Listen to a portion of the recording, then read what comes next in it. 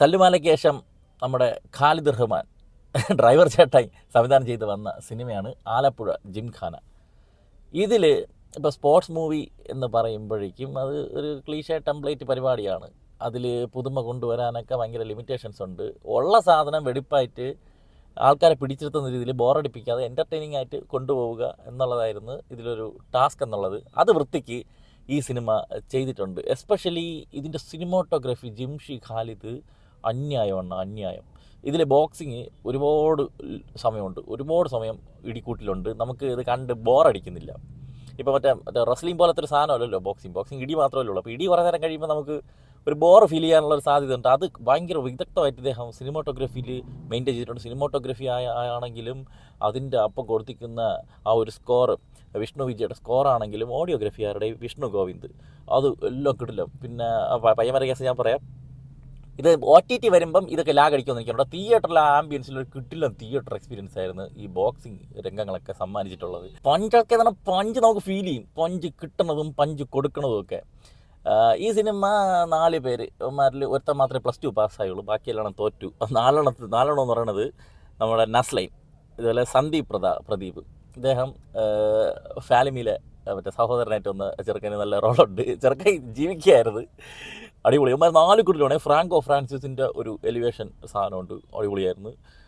അത് നമ്മൾ ഒട്ടും പ്രതീക്ഷിക്കാം, നമ്മൾ പ്രഡിക്റ്റ് ചെയ്യാത്ത കഥാപാത്രങ്ങൾ പ്രഡിക്റ്റ് ചെയ്യാത്ത രീതിയിൽ ഉള്ള സീൻ അവർക്ക് കൊടുത്തിട്ടുണ്ട്. അത് ഈ പടത്തിൻ്റെ ഒരു ഹൈലൈറ്റ് ആയിട്ട് എനിക്ക് തോന്നി. അതുപോലെ ബേബി ജിനു, എന്തൊരു ആറ്റിറ്റ്യൂഡാണ് ചെറുക്കന്, നല്ലൊരു വില്ലൻ മെറ്റീരിയലാണ് കേട്ടോ. നല്ല ഒരു സ്വാഗുണ്ട് ചെറുക്കന്, തീരായിരുന്നു. കോമഡിയാണ് ഇത് ത്രൂ ഔട്ട്. ഇതൊരു കോമഡിയുടെ മേമ്പൊടിയോട് കൂടെ പോവുകയാണ്. കുറേ ഇടത്തൊക്കെ ചളി ഉണ്ടായിരുന്നു, പക്ഷേ എന്നിരുന്നാലും ചിരിപ്പിച്ചിട്ടുണ്ട്.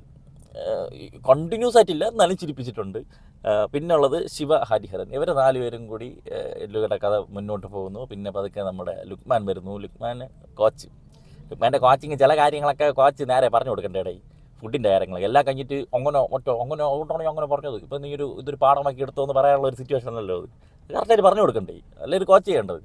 പക്ഷേ ഒരു നല്ല മെയിൻറ്റെയിൻ ചെയ്തിട്ടുണ്ട് ഫിസിക്കൊക്കെ. ഇവന്മാരെല്ലാവരും നല്ല ഉഴച്ച് പണിയെടുത്തിട്ടുണ്ട് ഈ സിനിമയ്ക്ക് വേണ്ടിയിട്ട്.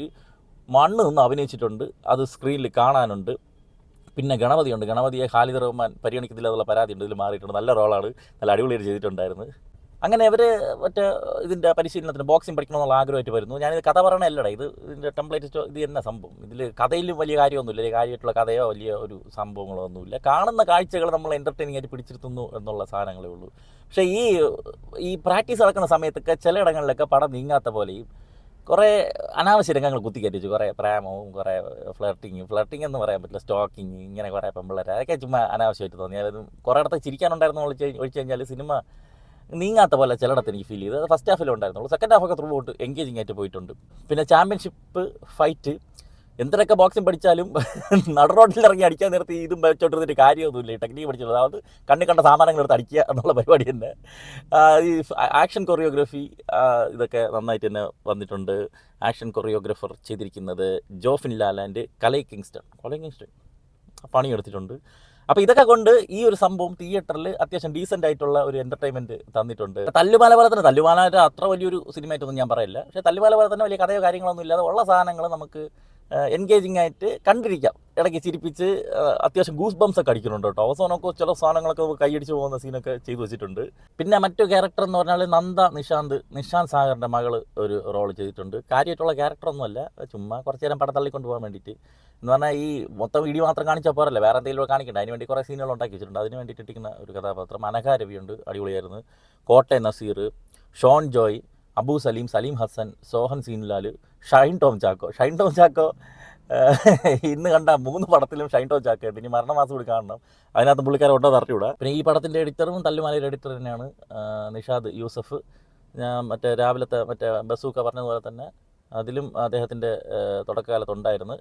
ഈ സിനിമയിൽ വേറെ എഡിറ്ററൊന്നും കാണുന്നില്ല, പുള്ളി തന്നെയാണ് ഫുള്ളായിട്ട് ചെയ്തത്. അദ്ദേഹം നമ്മളെ വിട്ട് പിരിഞ്ഞു പോയതാണ്. നല്ല കിടിലൻ കട്ട്സാണ് പടത്തിലുള്ളത്. മഹ്സർ ഹംസയുടെ കോസ്റ്റ്യൂംസ് ഒക്കെ നന്നായിരുന്നു. 1-2 പാട്ടുകളൊക്കെ അത്യാവശ്യം കൊള്ളായിരുന്നു. ഓർത്ത് വയ്ക്കുന്ന സംഭവങ്ങളും BGM കാര്യങ്ങളൊന്നുമില്ല, പക്ഷേ കണ്ടുകൊണ്ടിരുന്നപ്പം നല്ല രസമുണ്ടായിരുന്നു. ഓവറാൾ ഒരു വർത്ത് എൻ്റർടൈനർ ആണ് ആലപ്പുഴ ജിംഖാന. ഭയങ്കര സംഭവം ഒന്നും പ്രതീക്ഷ പോകണ്ട, നമുക്ക് ബോറടിക്കത്തില്ല. നന്നായിട്ട് ഒരു തിയേറ്ററിൽ ഒരു കൈയടിക്കാനുള്ള മൊമെൻറ്റ്സൊക്കെ സമ്മാനിച്ച് നല്ലൊരു സിനിമ കണ്ടു പോയ ഒരു സാറ്റിസ്ഫാക്ഷനോടെ ഈ പടം കണ്ട് വീട്ടിലോട്ട് വരാം. OTT വന്നു കഴിഞ്ഞാൽ ഇത് ആർക്കും ഇഷ്ടപ്പെടണമെന്നൊന്നും എനിക്ക് തോന്നുന്നില്ല. കാരണം തിയേറ്റർ എക്സ്പീരിയൻസിന് ചെയ്യാനുള്ള ആൾക്കാരുടെ ഇടയിൽ, ക്രൗഡിൻ്റെ ഇടയിൽ നിന്ന് കാണാനുള്ള സാധനമാണിത്. OTT വന്നു കഴിയുമ്പോൾ എത്രത്തോളം പേർക്ക് വർക്കാവും, തിയേറ്ററിൽ കണ്ട് നല്ലത് പറഞ്ഞവന്മാരൊക്കെ പള്ളു വിളിക്കുന്ന ഒരു അവസരമൊക്കെ ചിലപ്പോൾ ഉണ്ടാകാനുള്ള സാധ്യതയുണ്ട്. അപ്പോൾ അതുകൂടി അങ്ങ് പറയാം. ആലപ്പുഴ ജിംഖാന. ആമസോൺ, ഫ്ലിപ്കാർട്ട്, അജിയോ, മിന്ത്ര മുതലായ ഓൺലൈൻ ഷോപ്പിംഗ് സൈറ്റുകളിലൊക്കെ കുറേ ഓഫർ ഡെയിലി വരുന്നുണ്ട്. അപ്പോൾ നിങ്ങൾ അറിയാതെ പോകുന്ന അത്തരം ഓഫറുകളൊക്കെ നമ്മുടെ വാട്സാപ്പ് ചാനലിൽ റെഗുലർലി അപ്ഡേറ്റ് ചെയ്യാറുണ്ട്. അപ്പോൾ താല്പര്യമുള്ളവർ നമ്മളെ വാട്സാപ്പ് ചാനൽ ഒന്ന് ഫോളോ ചെയ്തോളി. ലിങ്ക് ഫസ്റ്റ് കമൻറ്റിൽ പിൻ ചെയ്ത് വെച്ചിട്ടുണ്ട്. എന്തരാ വരട്ടെ.